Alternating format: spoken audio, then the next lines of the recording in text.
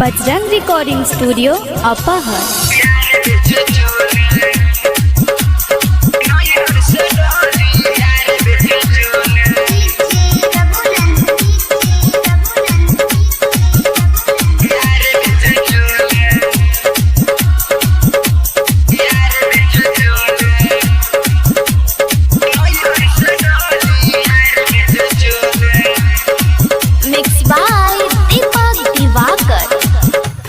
जोहिया से नैहर में डोली ससुरा में आके यार बेच चोले।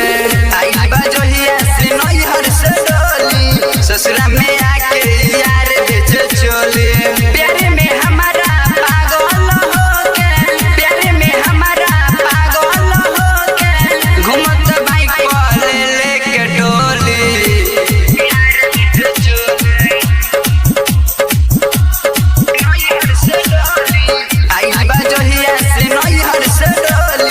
ससुरा में आके यार बेच चोले। आई बा जोहिया से नैहर से डोली ससुरा में आके यार बेच चोले।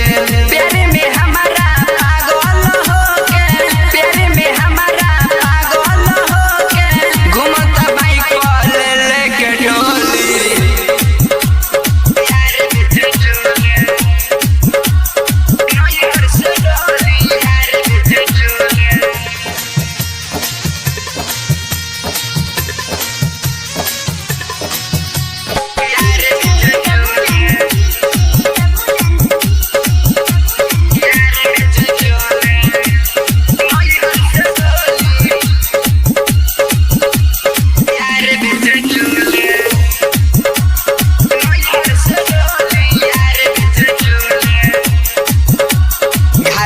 तो कावेला बेच घूम घूम के, घरवा तो कावेला बेच घूम घूम के पैसा न लेवेला खाली जाला चुम के।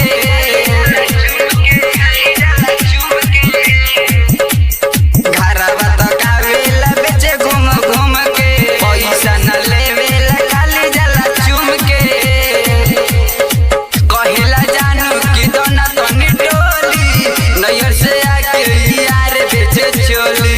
कहिला जानू की दोना तनी टोली नैहर से आके यार बेच चोली।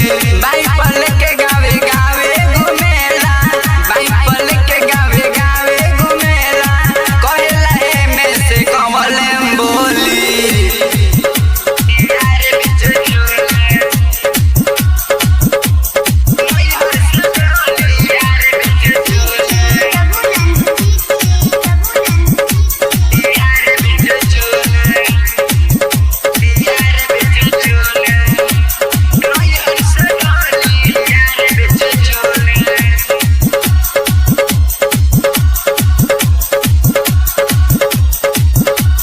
अगुआई कांत बारा बांध कइले प्यार के, अगुआई कांत बारा बांध कइले प्यार के। नदिया बना लो तू कंचन भतार के,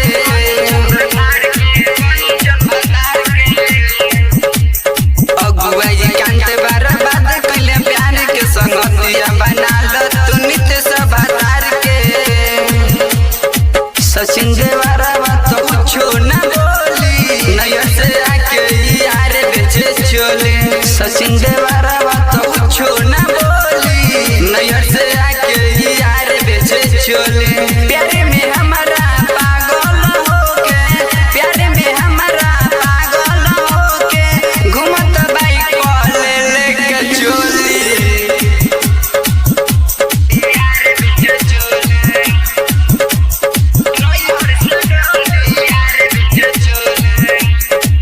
बजरंग रिकॉर्डिंग स्टूडियो अपाहर।